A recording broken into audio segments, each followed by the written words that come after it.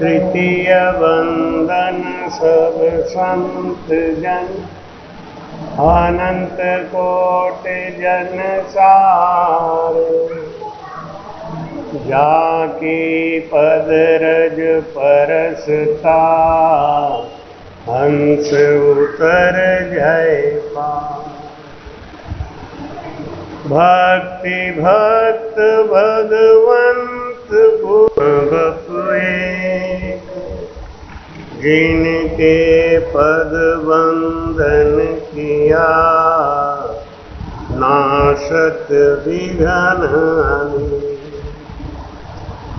अनंत से दरियाव जी महाराज ने धिन्य हो, सतगुरु सुखराम जी महाराज ने धिन्य हो। सदगुरु स्वामी जी श्री कुशाल दास जी महाराज ने, संत श्री ज्ञानेश्वरी भाई जी महाराज ने, गुरुदेव आपके दीन दीन हो महाराज, आप दीन दीन हो गुरुदेव, दीन दीन हो महाराज। हो मैं जन्म जन्म का भटका हूँ, का भटका हूँ, मुझे अपनी शरण में रहने दो, मुझे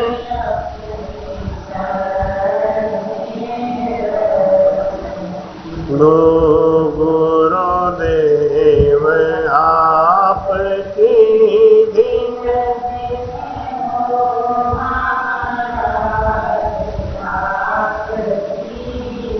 दिन दिन हो महाराज आप।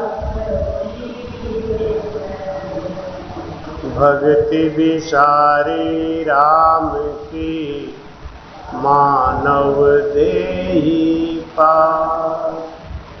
पछतासी सुख राम कहे, लख 84 माँ। बोलो राम। 84 लाख योनियों में सबसे महान तन है ये मानव। क्यों है? क्योंकि इस तन को पाने के बाद रोग और भोग से हमको मुक्ति मिल सकती है। सदगुरु सुखराम जी महाराज रोगों और भोगों से मुक्ति दिलाने वाला है ये तन, आवागमन से मुक्त करने वाला है ये तन।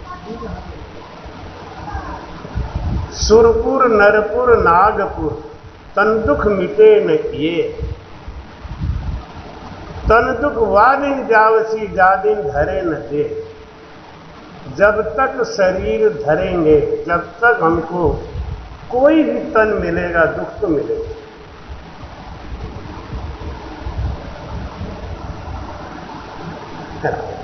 केवल इस नर तन में हमको ज्ञान हो जाता है। ज्ञान पाने के बाद हमारा जो मन है, ज्ञान होने के बाद दुख, अपमान और रोग से निवृत्त हो जाता है। दुख, अपमान और रोग ये मन के मैल की वजह से होता है।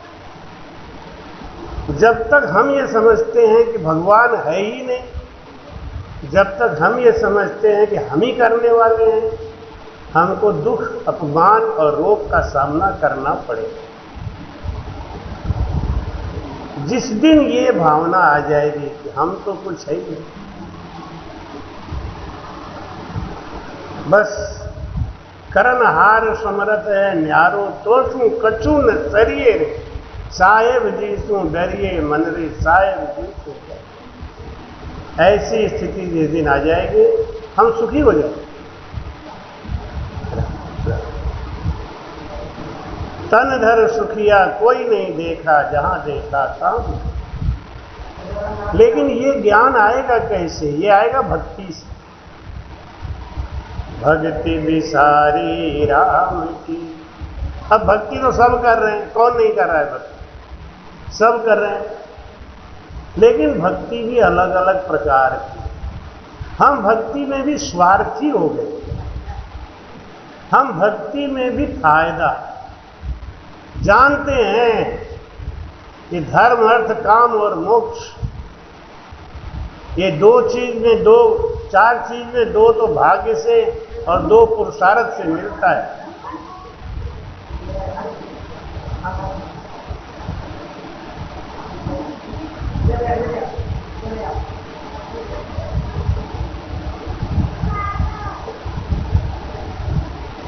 महाराज कहते हैं हमने नर्तन पा लिया। नर्तन में एक चीज मिला है जिसको बोलते हैं वाइटल पावर, जीवनी शक्ति। ये जीवनी शक्ति को देख के डॉक्टर हमको पालने में सुलाता है, नहीं तो कचरा में डाल देता है। जब हम पैदा हुए ना तो डॉक्टर हमको देखता है क्या श्वास है कि नहीं। अगर श्वास है तो डॉक्टर हमको पालने में सुला देता है, अगर श्वास नहीं है तो कचरा में डाल देता है। वो जो श्वास है,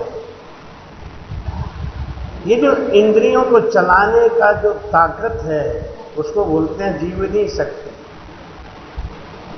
वो जीवनी शक्ति ही परमात्मा है। वो जीवनी शक्ति जितना ज्यादा नष्ट करेंगे हम, उतना ही जल्दी बूढ़ा हो जाएंगे, रोगी हो जाएंगे, मर जाएंगे। तो महाराज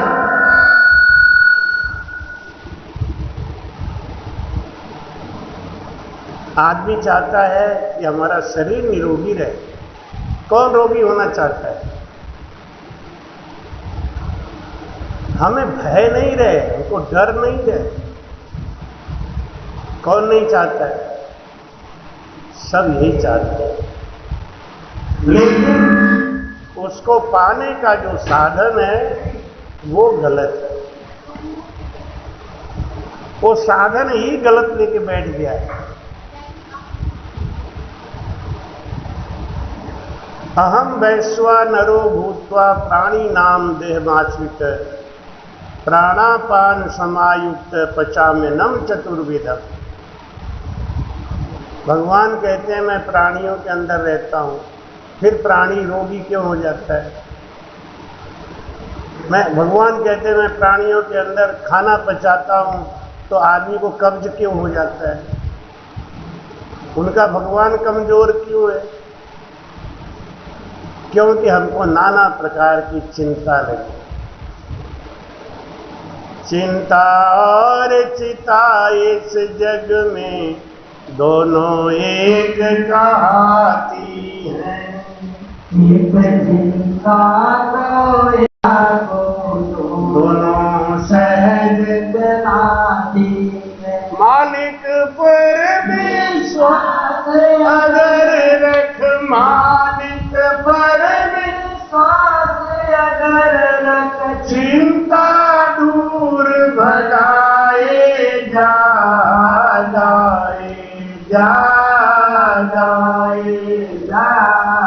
राम के गुण गाए जा, करता जा राम भजन तो करता जा। सुबह शाम इस मन मंदिर में, सुबह शाम इस मन मंदिर में झाड़ू रोज लगाए जा गाए जा, गाए जा। राम के गुण गाए जा, करता जा, करता जा। राम भजन तू करता जा, करता जा, करता जा। राम भजन तू करता जा। कौन हमेशा रहा जगत में, किसका यहाँ ठिकाना है। कौन हमेशा रहा जगत में, किसका यहाँ ठिकाना है। माधल अपना बिस्तर बंदे, ये तो देश बेगाना है। माधल अपना बिस्तर बंदे, तो देश बेगाना है ये जगत मुसाफिर खाना। है ये जगत मुसाफिर खाना। ये सबको समझाए जा, गाए जा, गाए जा। राम के गुण गाए जा, करता जा, करता जा। राम भजन तू करता। बड़े भाग्य से नर्तन पाया, इसको सफल बनाई जा। बड़े भाग्य से नर्तन पाया, इसको सफल बनाएगा।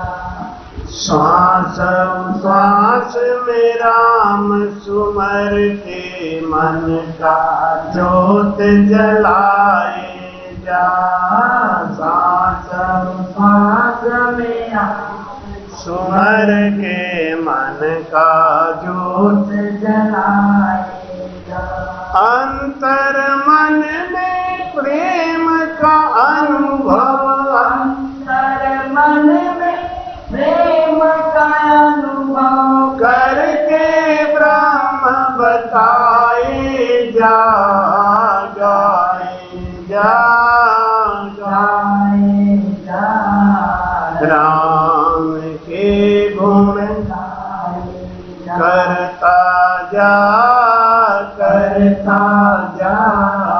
राम भजन तू करता जा। बोलो राम। राम।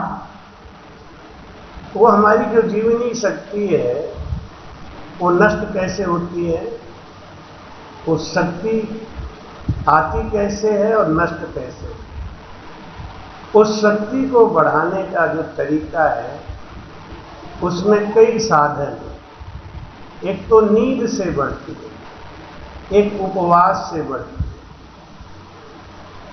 नींद से कैसे बढ़ती है? जब आप नींद लेंगे तो कोई काम तो करेंगे नहीं।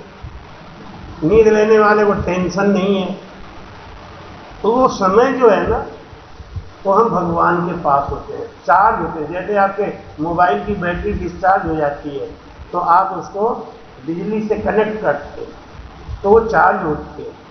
ऐसे हमारी जो जीवनी शक्ति है, जब वो नष्ट होने लगती है, तो हम परमात्मा के नज़दीक जाते हैं, तो चार्ज हो जाती है। रिचार्ज बैटरी वाली जो होते हैं ना, टॉर्च जल जाती है, खत्म हो जाती है बैटरी, फिर आप चार्जिंग में लगा देते हैं, फिर वो फुल हो जाती है। ऐसी हमारे अंदर वो जीवनी शक्ति है, जो परमात्मा का अंश है, जिसको भगवान कृष्ण कहते हैं, अहम वैश्वा नरो भूत्वा प्राणी नाम देहमाचित प्राणापान समायुक्त पचाम्यनम चतुर्विधम। यानी जो आप अन्न खाते हैं, उसको कौन पचाता है? जीवनी शक्ति, यानी वही परमात्मा। अगर आप दिन भर घी, पराठा, पूरी, ये वो मसाला खाएंगे, तो भगवान को तो पचाना ही पड़ेगा, यानी जीवनी शक्ति को पचाना पड़ेगा। जितना गरिष्ठ भोजन आप करेंगे उतना ही जीवनी शक्ति आपकी ज्यादा खर्च होगी। इसके लिए उपवास करना जरूरी है। हम उपवास क्यों करने लगे कि हमें भगवान मिल जाएंगे, हम परमात्मा, हमारा दुख कट जाएगा। ज्ञानी आदमी उपवास करता है, उपवास करना बुरा नहीं है, लेकिन वो उपवास क्यों करता है? अपने मल को हटाने के लिए, शरीर को साफ करने। हमारे शरीर में रोग क्यों लगता है? चिंता से। चिंता क्यों है? हर चीज का कारण ढूंढे। हमारी जीवनी शक्ति चिंता से नष्ट हो जाती है। कभी कभी इतनी चिंता हो जाती है कि आदमी मर जाता है। क्यों? ज्ञान नहीं, उसको ईश्वर की सर्वव्यापकता का ज्ञान नहीं है। वो समझता है मैं ही कर रहा हूं, मैं करने वाला हूं, बस यही गड़बड़ है, इसलिए उसको चिंता है। चिंता क्यों है? क्योंकि मैं करने वाला हूं। ऐसे में हमारा जीवनी शक्ति नष्ट होता है, चिंता में, दौड़ने में, भागने में, भोजन पचाने में, बोलने में, दुख में, वियोग में। वियोग में सबसे ज्यादा खर्च होता है जीवनी शक्ति। और ये रोज होता रहे और उसकी चार्जिंग नहीं हो तो क्या होगा? समय से पहले बाल पक जाएंगे, समय से पहले आंखों की रोशनी चली जाएगी, समय से पहले हम बूढ़े हो जाएंगे और समय से पहले यहां से राम नाम सत्य हो जाएगा। कारण क्यों है? क्योंकि हम जो काम कर रहे हैं, हम भक्ति भी करते हैं ना, तो जैसे संत के पास जाते हैं, क्यों? हमारा ये फायदा करा दो, हमारा ये लाभ करा दो। वो संतों के पास जाके भी लाभ लाभ लाभ, अपना तो देना ही नहीं चाहते थे। और संत लोग भी आजकल खूब बढ़िया ठग मिल गए। वो क्या करेंगे कि भूत वाले के पास जाओगे तो भूत निकाल के डाल देंगे तुम्हारे ऊपर। हमारे गुरु जी बताते, अगर आप टीबी हॉस्पिटल में चले जाओगे तो आपको टीबी हो ही जाएगा। क्यों? कोरोना के समय में जिसको कोरोना नहीं था वो भी अगर अस्पताल में गया तो उसके वायरस उसको लग जाते, टीबी के वायरस लग जाते हैं। ऐसे ही हम जहां जहां जाते हैं उनको वायरस लग जाते हैं।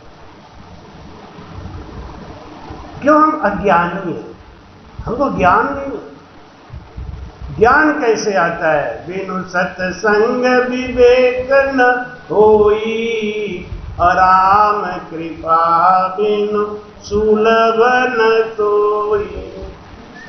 वो जो जीवनी शक्ति हमारे अंदर है, जो हमें चलने की, बोलने की ताकत देती है। अगर कुछ देर आप बोल लो, इसके बाद आपको नींद आ जाती है, थकान आती है, नींद आती है। थकान आती है तो नींद से पूरा होता है कि भोजन करने से पूरा होता है? आप बताओ। अगर भोजन में शक्ति है तो फिर आप भोजन कर करके चलते रहो, चलते रहो, हैं?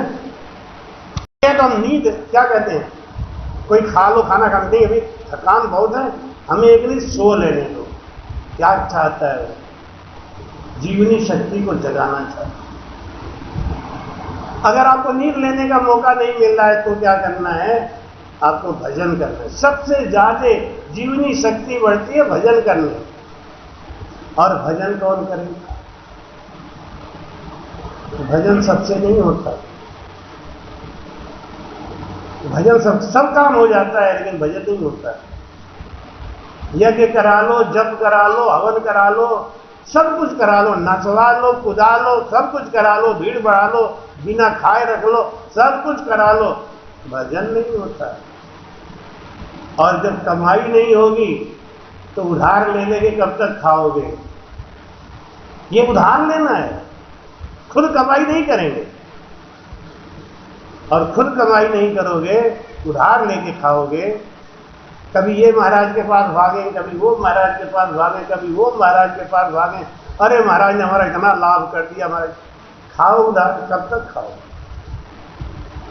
अपनी कमाई तो कर ली, अपनी कमाई है भजन। और भजन नहीं कर रहे हैं तो कुछ होने वाला नहीं है। भजन करने से क्या होता है? हमारा जीवनी शक्ति बढ़ता है। अब हमें रोग नहीं होगा, अब हमको अपमान नहीं लगेगा हर बात में, अरे उन्होंने हमको ऐसे कह दिया। टेंशन, इसमें जीवनी शक्ति जाती है आपकी। जब आप गुस्सा करते हैं ना तो जीवनी शक्ति आपकी नष्ट होती है। आपको समझ में नहीं आता, आपको लगता है मैंने उसके ऊपर इतना गुस्सा किया, वो डर के मारे भाग गया।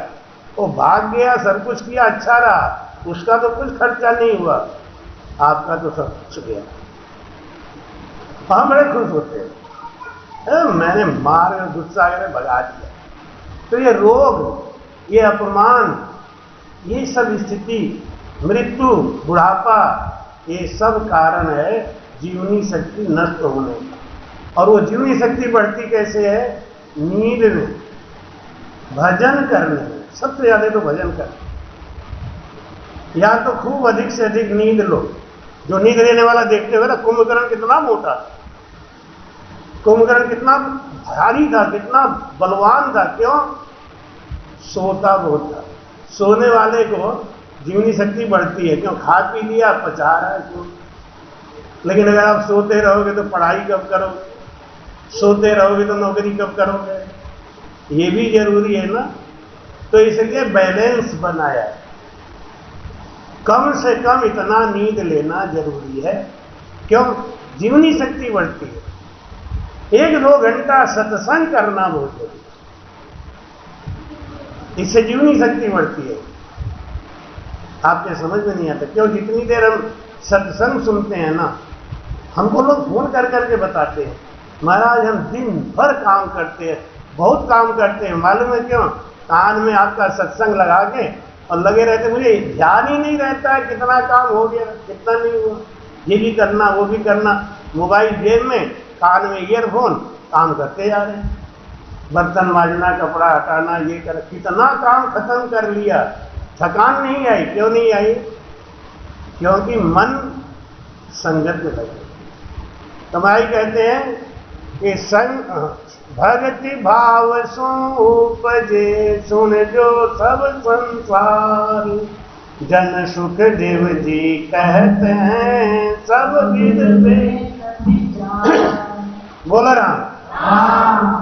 सदगुरु सुखराम जी महाराज कहते हैं, मैंने सब तरीका देख लिया। जीवनी शक्ति बढ़ती है भक्ति करने से, और भक्ति होता है भाव से। आपको गुरु क्यों बनाना पड़ता है? क्योंकि गुरु एक साधन है। गुरु भाव बढ़ाने का एक साधन है। जिसके जीवन में गुरु नहीं है, उसके जीवन में भाव कैसे बढ़ेगा?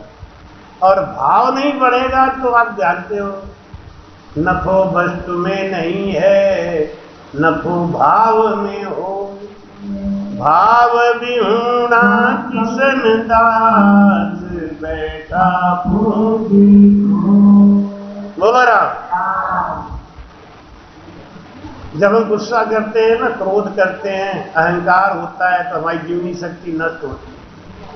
जब हम भागते हैं, चलते हैं, बोलते हैं, जीवनी शक्ति नष्ट होती है। जब हम रोते हैं, दुखी होते हैं, हमारी जीवनी शक्ति नष्ट होती है।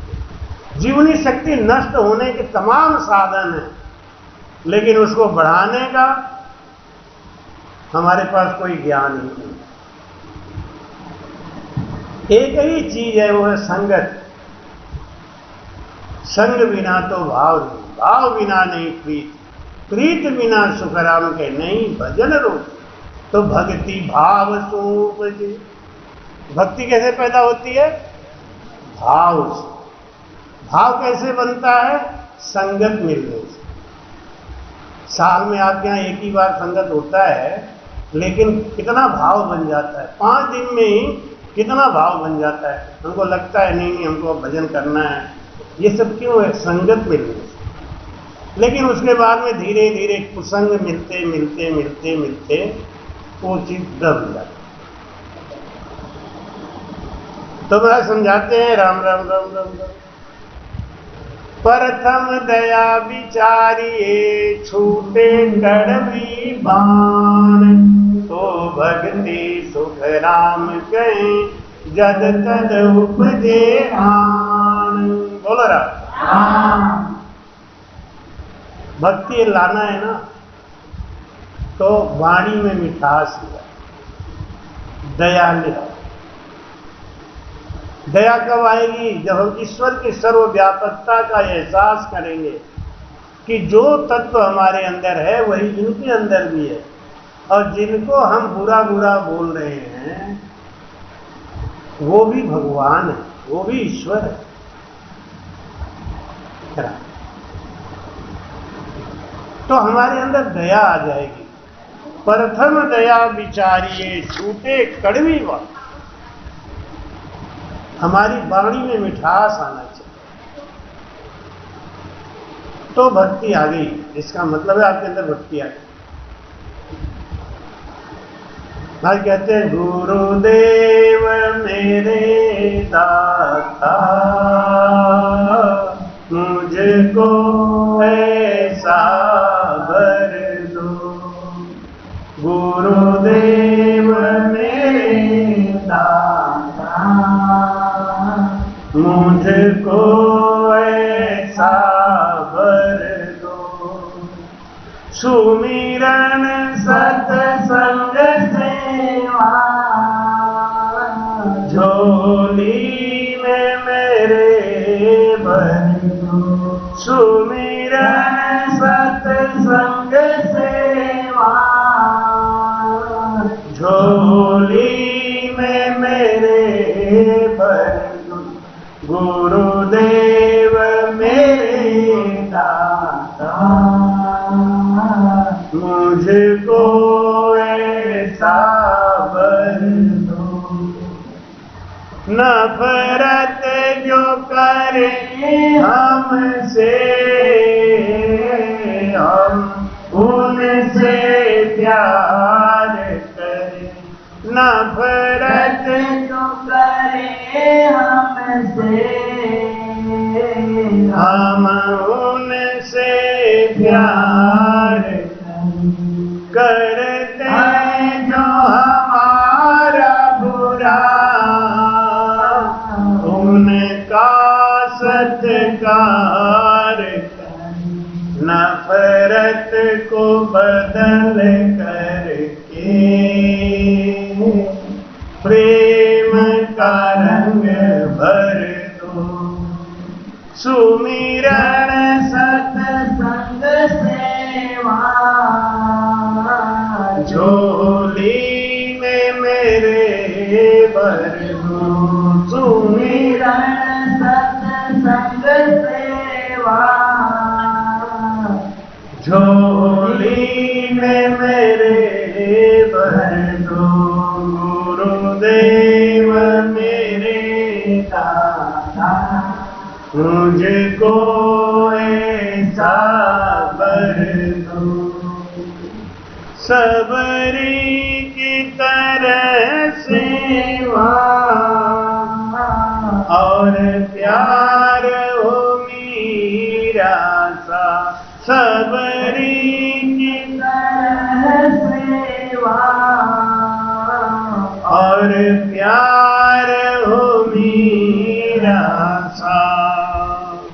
श्रद्धा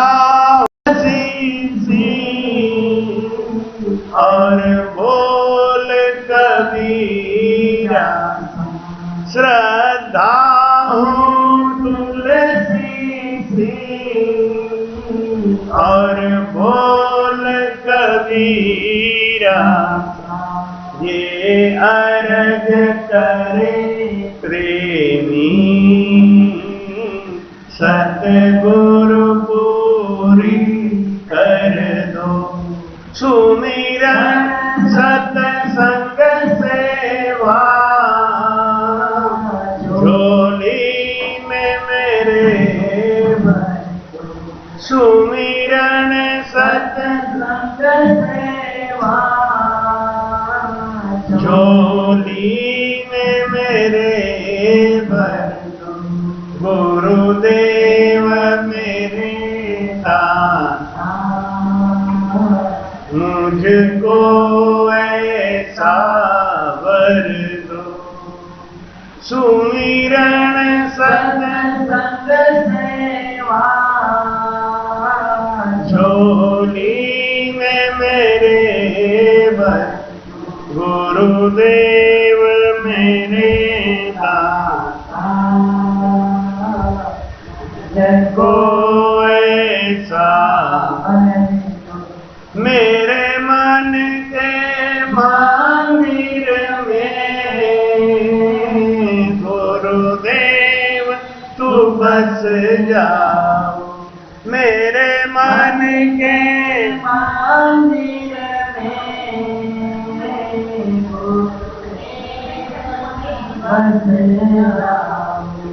जिसको भी देखूं मैं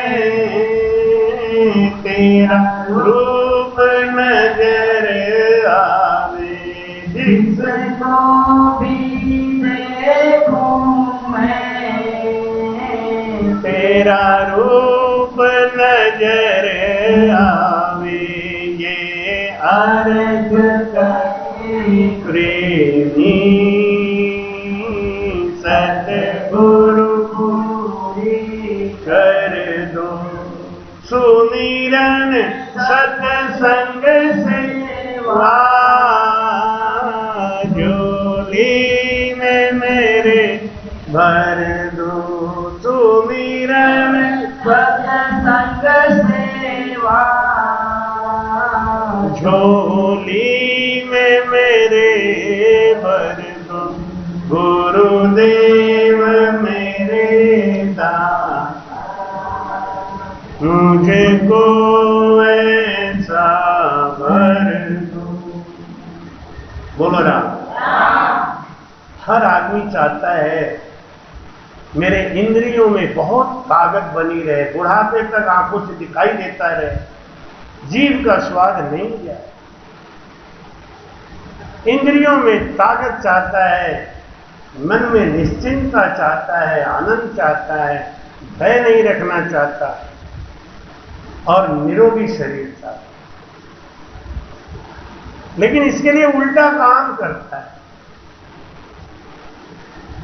ये सब देने वाला परमात्मा है, आनंद सच्चित आनंद वो हमारे अंदर है और हम बाहर खोज रहे हैं। वो भक्ति से पैदा होगा और भक्ति सत्संग से मिलेगा और सत्संग बिना संत के नहीं मिलेगा। इसलिए सबसे पहले हमको गुरु बनाना पड़ता है और गुरु बनाते हैं तो उन पे विश्वास करना पड़ता है। खाली गुरु बना लिया बस, अब गुरु तो बनाया इनको और भागे यहाँ वहाँ यहाँ कहीं, कौन सा बाबा कठुआ बाबा और बेरिया बाबा और झेरिया बाबा, पता नहीं क्यों मन का भरम नहीं गया। भरम क्यों नहीं गया? हमको भजन नहीं हुआ, सत्संग नहीं मिला और मन में भरम है तो हम भागते ही रहेंगे और ये सब चाहना बेकार है। धन मिल जाए तन बेकार हो जाए, क्या फायदा? उस धन का क्या उपयोग है? तो महाराज समझाते हैं कि भक्ति कैसे आ जाए जिससे हमें इसका उपयोग मालूम हो। तो भैया क्या समझा रहे हैं कि संता की संगत करे ज्यों त्यों करके आन तो उपजे सुख राम कहे भक्ति भेद बखान। बोलो ना, संता की संगत करे ज्यों त्यों करके, जैसे भी हो संत की संगत में, गुरु के संगत में रहे। संगत कौन सी करनी चाहिए? जिस संगत में जाने के बाद हमें ज्ञान आए, बस बैराग आए। जिस संगत में ज्ञान नहीं आ रहा है, बैराग नहीं आ रहा है, जो फिर भी माया माया माया में फंसाते जा रहे हैं, ये ज्ञान नहीं है। ज्ञान किसको कहते हैं? ज्ञान ये है कि हम हैं और हमारा परमात्मा, बीच में जो कुछ है ये सब बाधा है। ये ज्ञान आ जाए, कहते संसार में चाहे मन जाए, मन में संसार ना आने दो मन में संसार न आने दो पानी में नाव चले तो चले, पानी में नाव चले तो चले, पर नाव में पानी न आने दो, पर नाव में पानी न आने दो, संसार में चाहे। ज्ञान आना बहुत जरूरी। अज्ञानता क्या है? हम दवाओं में स्वास्थ्य खोज रहे हैं, दवा में स्वास्थ्य नहीं है। दवाई उसका नाम है, वो तो दवा देता है। और जब आप दवाई खाते हैं तो साइड इफेक्ट करता है, दूसरा और पैदा कर देता है। पहले इतनी मेडिकल फैक्ट्रियां नहीं थी, दवाएं इतनी नहीं बनती थी, और आदमी कम दवाओं में सुखी था। आज तो हम चलते हैं ना, रास्ते में देखते हैं 10-10 कदम पे नर्सिंग होम और ट्रामा सेंटर, पता नहीं क्या क्या नया नया बना के, और सबने 150-150 सैया बना रखे हैं, बेड बना रखे हैं, और करोड़ों करोड़ों की मशीनें लगा रखी हैं। किसके भरोसे? किसके भरोसे?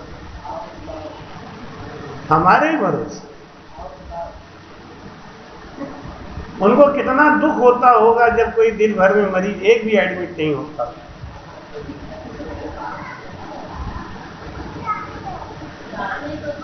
इतना क्यों हुआ? हम दवाओं में स्वास्थ्य खोजने लगे।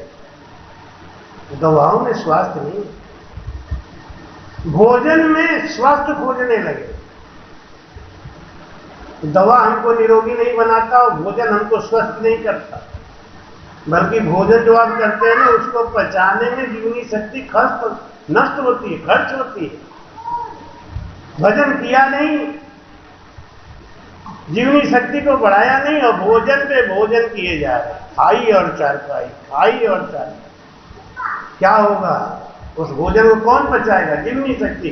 अगर आपकी जीवनी शक्ति बहुत ताकतवर है तो भले ही ज्यादा, जैसे आदमी के पास करोड़ों रुपया है बैंक में, तो उसका 1,00,000-2 लाख फालतू खर्च हो रहा है तो कोई फर्क नहीं पड़ता। लेकिन जिसके पास 1,000-1,200 रखते हैं, उसमें भी चोर लग जाए तो वो तो हार्ट अटैक हो जाए। ऐसी हमारी जीवनी शक्ति तो बढ़ नहीं रही है, संगत हो नहीं रहा है, भाव बन नहीं रहा है, ये सब तो हो नहीं रहा है।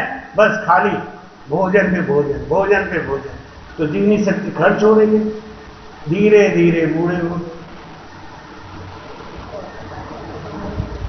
उस वाइटल पावर को समझो, जीवनी शक्ति को समझो, उसको बढ़ाओ। जैसे दीपक में आप घी डाल देते हैं ना, अब घी जलता रहता है तो बत्ती नहीं जलती, लेकिन जब घी खत्म हो जाएगा तब क्या होगा? बत्ती जलने लगे। कभी कभी आरती होती है ना, तो ये कहते हैं थोड़ा घी बढ़ा दो।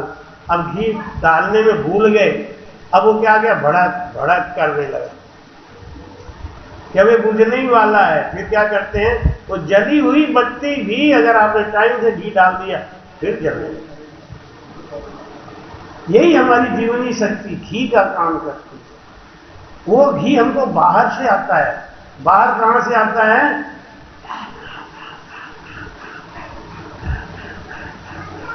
अब हम जब सबको सिखाते हैं, आदमी समझता है कि हम गुरु जी के ऊपर एहसान क्यों करें।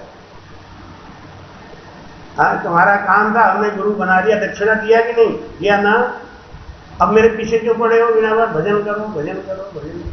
अरे गुरु जी का कोई फायदा होने वाला नहीं। हाँ, एक ही फायदा है कि अगर आप भजन करोगे तो रात को 11 बजे हमें परेशान नहीं करो। 11 बजे, हेलो गुरु जी, आज हमारे पेट में दर्द हो रहा है। अब बताओ गुरु जी का, हम कोई बैठे बैठे बड़े बड़े मजाक की बातें लोग करते हैं। मैं अब हंसूं या उन्हें गाली दूं, डांटूं, या फिर क्या करो, कुछ बताओ, नहीं तो उसका दिल भी टूट जाएगा।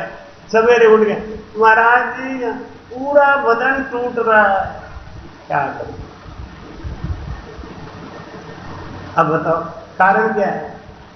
अगर आप भजन करते तो कुछ नहीं होता। तो हमें चेला इसलिए बनाया ना, इतने ज्यादा चेला कि सबको ज्ञान दे दिया, सब लोग अपना आराम आराम से भजन करो। आप भजन 1 घंटा करोगे ना, 6 मिनट हमको भी मिलेगा, हमारी भी कमाई बढ़ेगी, हम स्वस्थ रहेंगे, हम औरों को ज्ञान देंगे। लेकिन यहां तो सब गड़बड़ी होता जा रहा है, चेला तो बनते जा रहे हैं, भजन कोई करता ही नहीं है। तो हमारी अपनी कमाई खर्च हो जाती है। फिर लोग क्या कहते हैं, अरे महाराज देखो, अब तो महाराज भी दुख पा रहे हैं। महाराज अपने कर्मन से ना दुख पा रहे, महाराज जो इतने बनाए हैं ना चेला चाटी, उनके कर्मन से दुख पा रहे। प्रैक्टिकली बताऊं आपको, एक आदमी हमको बीएचयू में मिला, हनुमान जी का बहुत बड़ा पुजारी था। जब वो मैं एडमिट हुआ, बहुत पहले की बात है, मैं बीएचयू में एडमिट हुआ, तो वो बगल में हमारे उसका बेड था, तो हमको देख के हंसे। सच्ची घटना है, हाँ 7-8 साल से ज्यादा हो। तो वो देख के हमको हंसे, हम भी बेड पे सोए, गुरु जी भी सोए, क्या फायदा ये राम राम करने से क्या फायदा? ऐसा बाद में उसने सब बात बताई। हाँ ये भी रोगी, हम भी रोगी, ये भी बीमार है, हम भी बीमार, हमको भी डॉक्टर वही देख रहा है जो इनको देख रहा है। तो हमने डॉक्टर से कही, उन्हें डॉक्टर साहब आप मुझे दिन भर भले रुको, लेकिन शाम को छोड़ दिया था। क्यों? हम आरती करते हैं, भजन करते हैं, तो हम रात को यहाँ नहीं रहेंगे, मर जाएंगे ठीक है, वो हमें कबूल है, लेकिन हम रात को यहाँ रोगियों के बीच में नहीं रहेंगे, दिन भर तो रहेंगे। तो डॉक्टर ने कहा एक एप्लीकेशन लिख के दे दो। ये अच्छी बात, मैंने उनको एक एप्लीकेशन लिख के दे दिया, जैसे कि शाम को 6 बजे से लेकर सुबह 9 बजे तक आप अपने घर ही रहेंगे, हॉस्पिटल की कोई जिम्मेदारी नहीं। लिख के दे दिया। शाम को 6 बजे हम घर आ जाते थे, आरती पूजा पाठ करते, दवा चल रही थी, दिन भर हमको दवा चलती। 4 दिन के बाद मेरा कोई एक बड़ा ऑपरेशन होने वाला, दवा चल रही थी। डॉक्टर बोला कि परसों आपका ऑपरेशन हो जाएगा, परसों के लिए आप तैयारी कर लेना, जाना नहीं पड़ेगा। बोले ठीक है। अब परसों वाला भी दिन आ गया, मैं गया, हमको ले गया। अब हमारा फाइनल, उसने डॉक्टरों का मन बदल गया ना संत वेश देख के। डॉक्टरों ने कहा इनकी एक बार फिर से चेकिंग करो, पूरा मेरा चेकअप होने लगा। सारा रिपोर्ट ले गए, ब्लड ले गए, ये ले गए, वो ले गए, सब चेक कर रहे। तो हमको लाइन में ले ही नहीं, औरों को ऑपरेशन कर रहे, धड़ाधड़ सब निकलते जा रहे। वो बड़ा गुस्सा आ रहा था, क्यों किसी को उड़ाना ही है, फांसी देना है, तो सवेरे से बिठा के रखो बिना बात के। 12 बज गए, 1 बज गए, मुझे गुस्सा। हमने कहा ये डॉक्टर साहब को बुलाओ भाई। आए डॉक्टर लक्ष्मण सिंह, बहुत बड़े प्रोफेसर। ये मैं सवेरे से लिटा के कर क्या रहे, मेरे से खेलवाड़ क्यों कर रहे हैं? क्या गुरुजी आपके ही ऊपर रिसर्च चल रहा है और डॉक्टरों की पूरी टीम बैठी हुई, क्योंकि इधर जो आपका इलाज चला है, 2 महीने से इलाज चल रहा है, 4 दिन से आप भर्ती हो, इससे क्या हुआ है कि आपके अंदर इंप्रूवमेंट हो गया। इसलिए हमारे जो सीनियर हैं साहू जी, वो कह रहे हैं कि ये बिना ऑपरेशन के ठीक हो जाए। जब 80% रिकवरी दिखा रहा है तो ठीक है, छोड़ दीजिए इनको। हमको 2 बजे छोड़ दिया। हम आए, आके अपने सीट पे बैठे, तो वो बाबा बोला जो बगल में लेटा हुआ था, मैं क्यों महाराज क्या हुआ, हो गया ऑपरेशन? हमके नहीं हुआ। क्यों? हमके डॉक्टर ने छुट्टी दे दी, कह दी कि आप तो रिकवर हो गए। अब वो रोने लगा, नहीं इसको क्या हुआ? हम बोले अब जा रहे हैं, ये क्लियर हो रहा है। उन्हें गुरुजी ये आपको सारा झंझट मेरी वजह से झेलना पड़ा। मुझे जब बताया गया कि आपको 15 दिन के बाद बीएचयू में भर्ती कराया जाएगा, इतना बड़ा आपका ऑपरेशन है, तो मुझे इस बात की चिंता नहीं थी ऑपरेशन की। मैं हनुमान भक्त हूं। मैंने हनुमान जी को ताना मारा कि मेरी बहुत इच्छा थी कि मैं काशी जाऊं, काशी में किसी विद्वान संत से मिलूं, उनसे ज्ञान सुनूं। ये मेरी इच्छा तुमने पूरी तो कर दी, लेकिन हॉस्पिटल में जाऊंगा तो हॉस्पिटल में कौन सत्य मिलेंगे, वहां मुझे कौन सत्संग सुनाएगा। ये हनुमान जी ने हमारे ऊपर कृपा करी, आपको दुख दिया और आप यहाँ बेड पे बैठ के हमको 4 दिन से कथा सुना। मैं पूरा दिन करूँ तो क्या करूँ,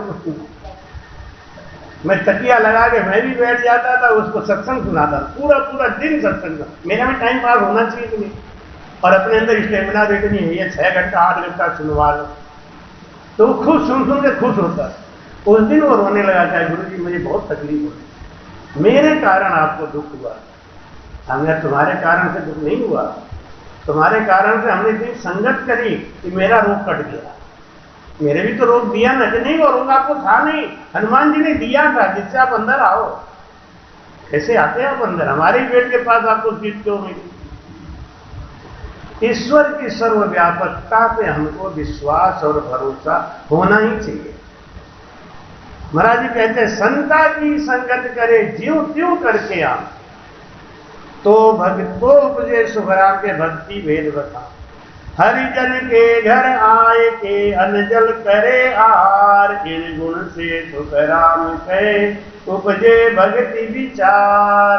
बोल राम। कहते हैं जैसा खावे अन्न वैसा हुए मन, जैसा पिए पानी वैसी निकले वाणी। हर आदमी के हाथ का प्रसाद नहीं खाना चाहिए। कौन आदमी कैसा है, कौन आदमी कैसा नहीं है, आप उसके भावनाओं को नहीं समझते हैं। हर आदमी के हाथ, जैसे आप भिखारी को देखते हैं ना, भिखारी करोड़ों रुपए कमाता है लेकिन भिखारी ही रहता।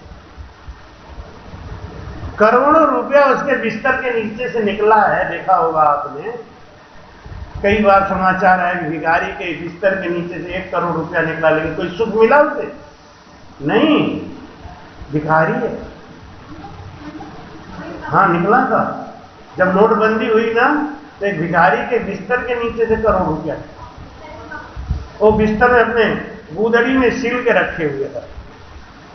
क्यों, भीख मांग मांग के इकट्ठा तो कर लिया, लेकिन सुख तो राम जी देते। जिसके भाग्य में सुख नहीं है ना, उसको राम जी देते नहीं ना, तो करोड़ों रखा रहे हुए कोई फर्क नहीं पड़ता। अभी 2000 का नोट फिर बंद हो रहा है ना, कितने कितने लोगों ने घर भर दिया होगा। अब 4 महीने के अंदर उन्हें सब खपाना भी है, कितना खपाएंगे और कैसे कैसे करके जुटाया हो। ईश्वर की सर्वव्यापकता पे आप विश्वास करें। रामकृष्ण परमहंस जी एक जगह भोजन करने गए, वहां भोजन में रिवाज है, जैसे बनारस में रिवाज है पान खाने को देते हैं, बंगाल में रिवाज है लौंग देते हैं। रामकृष्ण परमहंस जी खाना खाने के बाद चलने लगे तो उनको लौंग के थाली सामने कर दी, उन्होंने एक उठा के मुंह में डाल दिया और एक उठा के जेब में डाल। जब जेब में डाल के 2 कदम आगे गए तो रोने लगे, निकाल के लौंग फेंक दिया लेकिन रोने लगे। चेलों ने कहा क्या हुआ गुरुजी, कि मेरे भी दिमाग में क्या बात आ गई, मैं कितना ज्यादा नीच आदमी हूं, अधम हूं मैं। जिस भगवान ने खाना खाने के बाद लौंग दिया है वो बाद में नहीं देगा, हमने दूसरे टाइम का इंतजाम करके रख दिया। ये ज्ञान की बात, और ये संगत मिलती है तब होता है, और संगत बिना संत के नहीं हो सकता। जैसी संगत करोगे, चोर की संगत करोगे वो भी संगत है, लेकिन ज्ञान नहीं आएगा। ज्ञान आएगा तो दूसरी चीज का आएगा कि कैसे चुराना है, कैसे खपाना है, कहां दबाना है, ये भी एक ज्ञान है। पंचर जोड़ना भी एक ज्ञान है। हमारे सनातन धर्म में लड़के ठलुआ बैठे रहेंगे, लेकिन ये नहीं छोटा छोटा काम नहीं सीख लेंगे। ये बाल की कटिंग करने का एक आदमी का 80-80, 100-100 रुपए लगता है, और अगर कोई कटिंग का ही काम सीख ले, आजकल तो हर चीज टेक्निकल हो गया ना। मोदी जी ने यही सोचा कि सनातन धर्मी जितने हैं ना, ये छोटा काम नहीं करते, घबराते, तो इनको कौशल विकास योजना चालू करें, इनको सिखाओ। कृपया चैनल को सब्सक्राइब करना ना भूलें। राम राम।